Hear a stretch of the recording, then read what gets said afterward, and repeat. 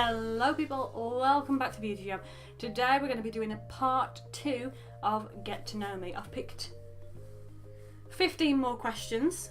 I've highlighted them on the website.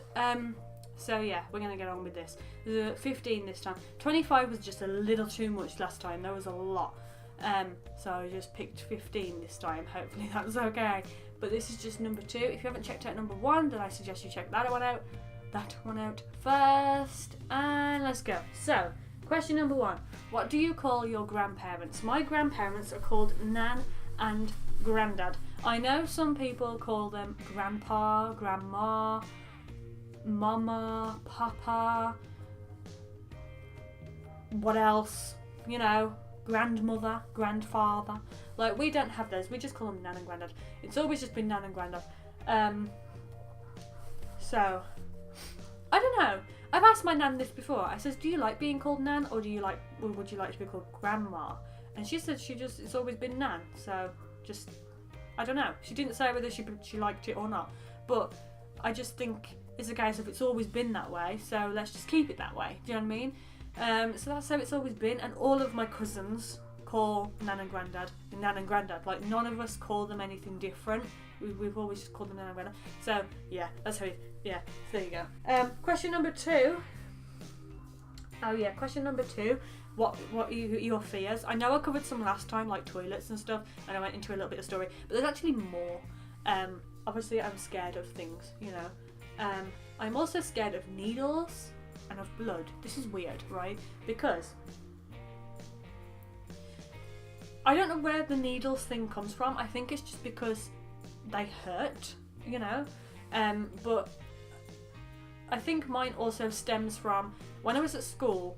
When I was at school, it was needle day and I was off ill. I didn't have my needle, but at the end of the week, the nurse was coming back to do anybody who hadn't had their needle. So I ended up having my needle on a different day than what the people had their needle, I think. Yeah.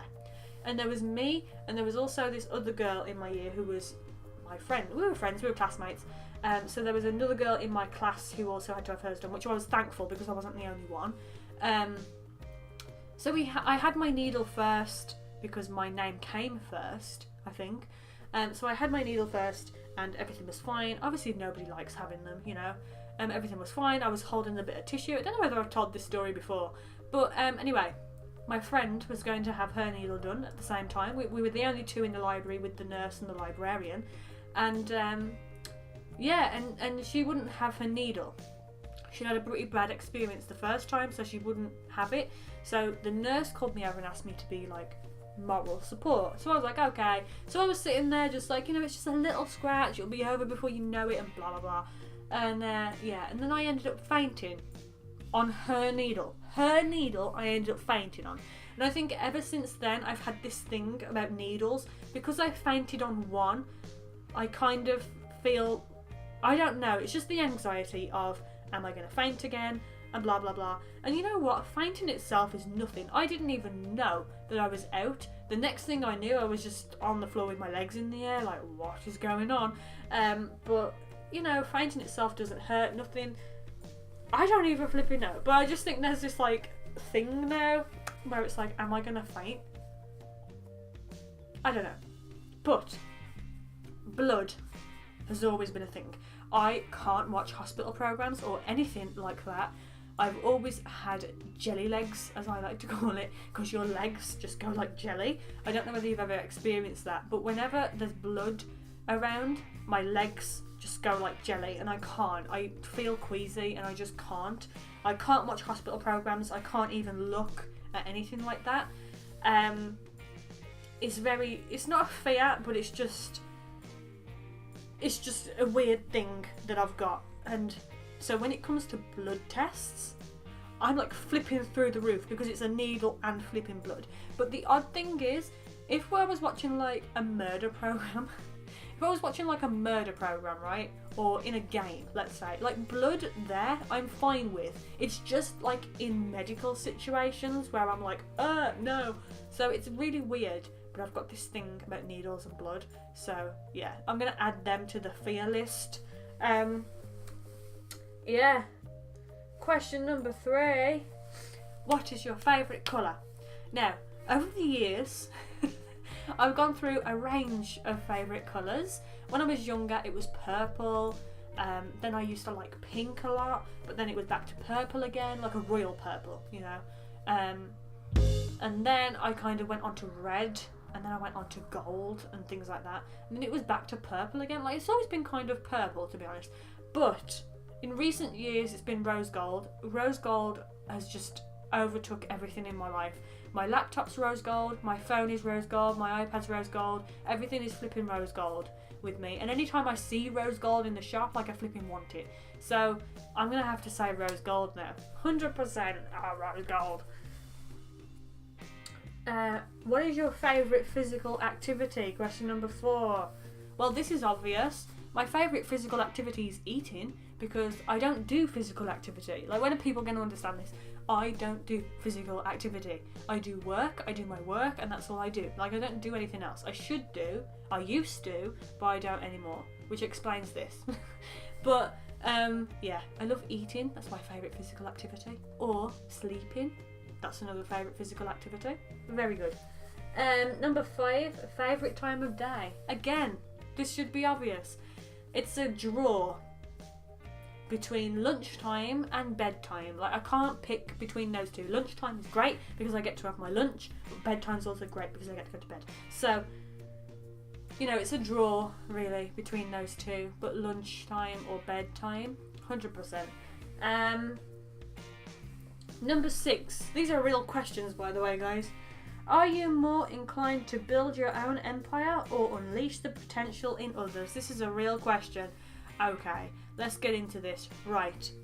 Anybody who I've had in my life, family not included, has left. So I am definitely more of the type of person to build my own empire than I am to help anybody else. And the reason is because usually when I help people, they end up flipping leaving me. So why should I? You know? But if somebody proved to me that they were true, then I can be quite motivational. Do you know what I mean? Like, I can be quite, you can do this, you know, and I am quite that way, but only after you've proved yourself. If you were just random strangers or anything like that, then it's a no-go from me. You won't get nothing from me. That's a bad point. That's a bad point to me. There you go. If you're looking for bad points to me, selfishness is a big one. It's like it's up there on the list. I'm very, very selfish, and I'm self-aware enough to know that I am, which is a bad point, but I will work on it in recent years to come. But for now, that is the case. Like, I am very, very much likely to build my own empire than I am to unleash it in others. Does that make sense? I hope that makes sense. I try to be as honest as possible, as I said in the last video. Okay. Number 7. Who is the first person that you call when something exciting happens? That would be my mom.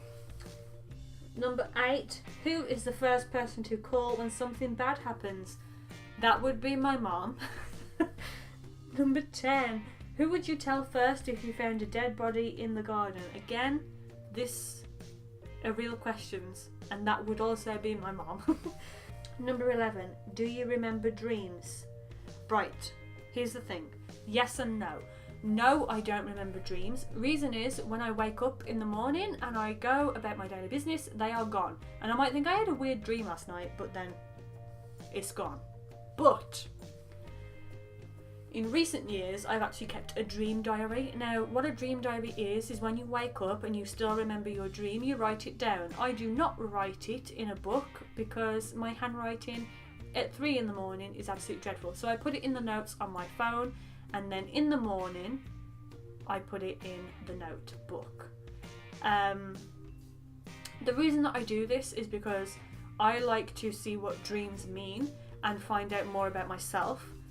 And my subconscious, because it's your subconscious that gives you the dreams, and I like to find out what's going on subconsciously inside. That's how I know that I'm pretty much a narcissist. But I'm just saying, you know, like, I like to find out what things in your dreams mean, and to be honest, I would recommend anybody do this because you can find out so much from your dreams. So yeah, that is something. I do remember dreams, but only because I write them down. This number flipping 12. Number 12, right? These are real questions on the internet, right? Number 12. Do you take medication daily? If so, which one? I'm like, flipping, what is this? Blooming medical? I don't think I'm answering that on the internet, guys. Like, I know this is a get to know me, but come on. Like, you don't need to know what medication I'm on. That doesn't affect anybody else's life but mine, right? So I just want to point out, if anybody else does a get to know me tag, don't feel obliged to answer all the flipping questions, because questions like this is flipping ridiculous, right? 13, Titanic or The Notebook? It's gotta be Titanic, guys. It's gotta be. I love that film. It's such a good film, but it is pretty old now. I wish they'd do an updated version of Titanic, to be honest. I mean, I know people had missed Leonardo DiCaprio being Jack, but I wish they'd do an updated version, because I think with today's graphics, that would be great. They could do a crossover, like Titanic and then another film, like Jaws. Actually, no, let's not do that. But I'm just saying, like, they could make like a horror of it as well if they wanted to, you know, like they could. But anyway, 14, your first pet's name. I can't remember. I can remember, but I don't know which one came first, so I'm just going to cover both. Basically, when I was younger, we went to a fairground place and I won a fish. You know, there's fish in the bags. I won a fish from Hook a Duck. I'm very good at Hook a Duck. So I won a fish, a goldfish, and we took him home and we named him Kiki. That was his name. And no reference to flipping... I was just saying Jake. No reference to flipping Drake, because this was back in the early 2000s. So, you know, maybe even late 90s. It might even be late 90s, guys. But anyway, we took him home. Her home. I don't know whether it was a boy or a girl. I don't know. But yeah, and my mum says that, you know, usually they only last about 2 weeks. Yeah, it lasted flipping years. It even moved house with us. That fish did, honestly. I think we had that fish for about 9 years. Yeah, until it finally died. And we had also, my mum, when I was very, very young, my mum found a cat, an abandoned cat. And then, I don't know whether... I think she took it to the RSPCA, but I'm not 100% sure. I don't know where she took it, but basically she took it somewhere and said, you know, we found this cat. And they said, well, you can either give it to us or you can keep it. So we ended up keeping it. And his name was Thomas, and he died in recent years. I think it was 2014 Thomas died. So he was with us for a long time as well. I don't know which one came first. So it was either Thomas, the cat, or it was Kiki, the fish. One or the other. But Kiki... we did have them together, obviously. Kiki, the once, because Thomas always used to try and get the fish out the flipping bowl, because he's a cat, obviously. So we used to have to, like, tell him not to get on the side, but he always used to anyway. We woke up one morning to Kiki lying on the floor in the middle of the kitchen, right? And obviously, Thomas had been trying to get the flipping fish, hadn't he? So my mum thought that the fish was dead, so she picked it up with a piece of kitchen roll, and she says that it flopped. So she knew it was still alive. So she put it back in the bowl. And then about a week later, he lost his tail. So the fish did, not the cat, the fish. Lost its tail. And my mum was like, okay, this is weird. Perhaps it's going to die now because it doesn't have a tail. It grew his tail back. Kiki is flipping super fish. Like, honestly, he lived forever. You know, he lived for like 9 years. He lost his tail and grew one back. And survived the house cat. Like, honestly, super fish, 100%. Caught by Sacha when she was like 4 or 5 years old from Hook a Duck. See? So, that was my first pet. The next question underneath that on the website says, have you ever dated 2 people at the same time? That's the next flipping question. Like, no, I flipping haven't dated 2 people at the same time. But I've known people who have. So, there we go. I'm going to leave this video here. I hope you enjoyed it. If you did, then make sure you give it a thumbs up. Make sure you check out part 1 if you haven't seen that. And make sure you subscribe for more videos from me. I will see you next time.